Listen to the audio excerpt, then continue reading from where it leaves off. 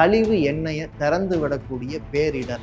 அந்த இடர் யாரால ஏற்பட்டு? இந்த 1 மணி நேரம் பிரஸ் மீட்ல எங்கேயாவது அதுக்கு பதில் சொன்னீங்களா?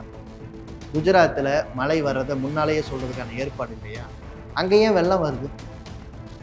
ஒன்றிய அரசு மெதுவா வரும், ஆய்வு செய்யும், பிடிச்ச அரசாங்கம்னா நிறைய நிதி கொடுக்கும், இல்லை நமக்கு நெருக்கமில்லாத அரசாங்கம்னா நிதி கொடுக்கறதுல பாரபட்சம் காட்டும். அப்போ ஒன்றிய அரசாங்கமே ஒரு பேரிடர்.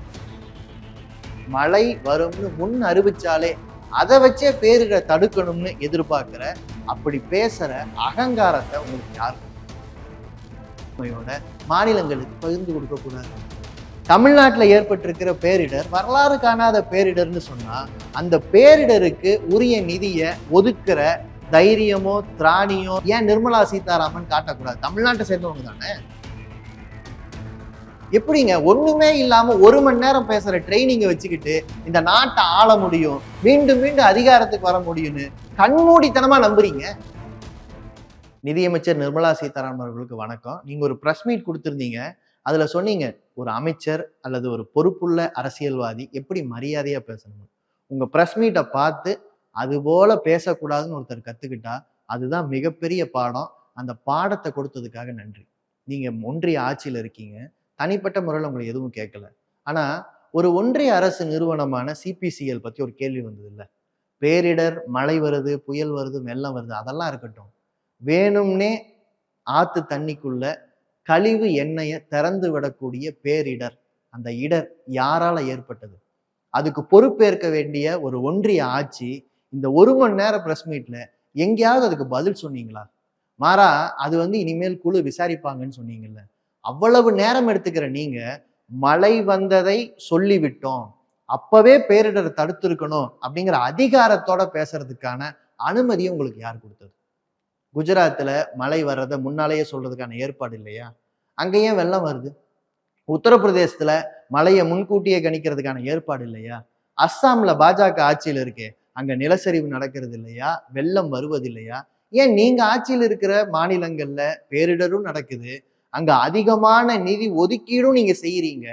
தமிழ்நாடு போல மாநிலங்கள்ல மட்டும் மழை வரும்னு முன் அறிவிச்சாலே அதை வச்சே பேரிடரை தடுக்கணும்னு எதிர்பார்க்கிற, அப்படி பேசுற அகங்காரத்தை உங்களுக்கு யார் கொடுத்தது? தமிழ்நாட்டுல பிஜேபி 6000 ரூபாய் நிவாரண நிதி கொடுக்கறது பத்தாதுன்னு அறிக்கை விடுறாங்க. ஒன்றிய ஆட்சியே 10,000 கொடுக்கணும்னு சட்டம் போட்டிருக்குன்னு சொல்றாங்க.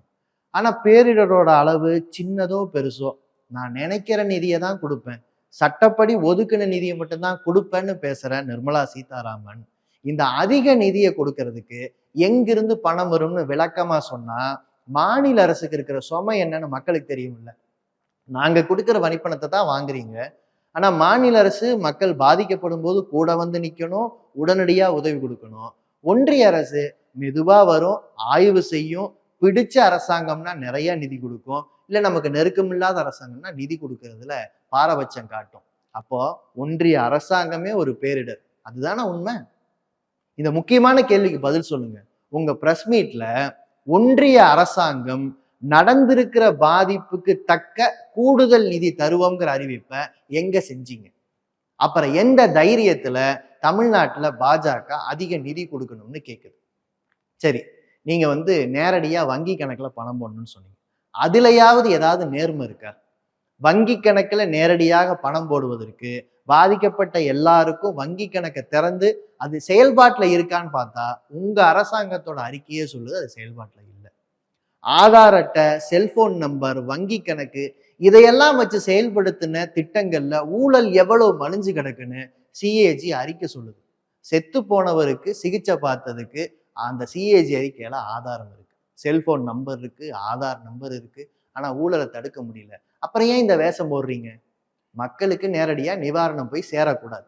நிவாரணம் போய் சேர்ந்தா இந்த பணத்துல பெரும்பகுதி மாநில அரசாங்கம் தான் இந்த சுமையை தாங்குதுன்னு மக்களுக்கு தெரிஞ்சிடும். இதுதானே? அப்ப அரசியல் செய்யணும், மக்களை திசை திருப்பணும், அதுக்காக அகங்காரமா பேசணும், கோபமா பேசணும். கோபத்துக்கு நடுவில் ஒரு உண்மையை மறைக்கிறீங்களே. இந்த அப்பம் வீட்டு காசாங்கிற கேள்விக்கு மட்டும் ஒரு கேள்வியை, பதில் கேள்வியை உங்களுக்கு முன்னால வச்சுட்டு இந்த பேச்சை முடிக்கணும்னு நினைக்கிறேன். அதாவது பிஎம் கேர்ஸ்னு ஒரு ஃபண்டுங்க, கொரோனா பேரிடர் நேரத்துல உருவாக்குனது பிரதமர் மோடி. ஏற்கனவே தேசிய பேரிடருக்கு சட்டம் இருக்கு, அதுக்குன்னு ஒரு நிதி இருக்கு. நிவாரணத்துக்குன்னு ஒரு சட்டம் இருக்கு. பிரதமர் நிவாரண நிதின்னு ஒண்ணு இருக்கு. ஆனா இதெல்லாம் சட்டத்துக்கு உட்பட்டது. வெளிப்படை தன்மையானது. ஒரு விகிதாச்சாரத்தின் அடிப்படையில தான் மாநிலங்களுக்கு ஒதுக்க முடியும். வெளிப்படைத்தன்மையும் இருக்காது. மாநிலங்களுக்கு எந்த அடிப்படையில ஒதுக்கணுங்கிற விதிமுறையும் இருக்காது. அப்படி ஒரு நிதியை கொண்டு வந்தது பிஎம் கேர்ஸ்ங்கிற ஃபண்டு தானே. அந்த ஃபண்டை கொண்டு வரும்போது அமைதியா இருந்துட்டு மக்கள் பணத்தை, பொது பணத்தை அப்பன் வீட்டு காசா மாத்துறத கண்ணு முன்னால வேடிக்கை பார்த்துட்டு இருந்துட்டு அப்ப வீட்டு காசாங்கிற கேள்விக்கு மட்டும் கோவப்படுறீங்கன்னா உங்க கோபம் உண்மையிலேயே யாருக்கு எதிரானது? பிரதமர் மோடி பிஎம் கேர்ஸ்ன்னு உருவாக்கின ஃபண்டை ஏன் தேசிய பேரிடர் நிதியா மாத்தி வெளிப்படைத்தன்மையோட மாநிலங்களுக்கு பகிர்ந்து கொடுக்க கூடாது? தமிழ்நாட்டுல ஏற்பட்டிருக்கிற பேரிடர் வரலாறு காணாத பேரிடர்னு சொன்னா அந்த பேரிடருக்கு உரிய நிதியை ஒதுக்குற தைரியமோ திராணியோ சட்டப்படியான ஒரு பிடிவாதமோ ஏன் நிர்மலா சீதாராமன் காட்டக்கூடாது? தமிழ்நாட்டை சேர்ந்தவங்க தானே, தமிழ்நாட்டு மக்களுக்கு தானே நிதி போக போகுது. ஐஏஎஸ் அதிகாரிகள், மற்ற அமைச்சர்கள், மற்ற எல்லா அரசு நிர்வாகமும் சட்டத்தின் அடிப்படையில் தானே இயங்குது. ஏன் சட்டத்தை நம்ம மறுக்கிறீங்க? எதிர்கட்சி எம்பிக்களை எல்லாம் சஸ்பெண்ட் பண்ணீங்களே, வேற எந்த அடிப்படையில இந்த அரசாங்கத்தை எதிர்த்து நம்ம மக்கள் கேள்வி எழுப்ப முடியும்? மக்கள் போராட்ட களத்துக்கு தான் வரணும்னு தூண்டுறீங்களா? ஏற்கனவே பல்லாயிரக்கணக்கான கோடி ரூபாய் இழப்பில் இருக்கிற மக்களுக்கு உங்க அதிகாரத்துக்கு உட்பட்டு கடன்ல வட்டி தள்ளுபடி பண்ணியிருக்க முடியும். அந்த அறிவிப்பு கூட இல்லாம 1 மணி நேரம் பேசுறீங்களே, எப்படிங்க? ஒண்ணுமே இல்லாம 1 மணி நேரம் பேசுற ட்ரைனிங்கை வச்சுக்கிட்டு இந்த நாட்டை ஆள முடியும், மீண்டும் மீண்டும் அதிகாரத்துக்கு வர முடியும்னு கண்மூடித்தனமா நம்புறீங்க? ஜனநாயகத்தின் பேரால சர்வாதிகாரத்தை நடத்தினா இப்படி வெற்று உரைதான் கிடைக்குங்கிற ஒரே ஒரு சாட்சிக்காக வேணா உங்க உரையை பயன்படுத்திக்கலாம். மற்றபடி இந்த உரை தமிழ்நாட்டு மக்களுக்கு வெற்று காகிதம், காலி டப்பா.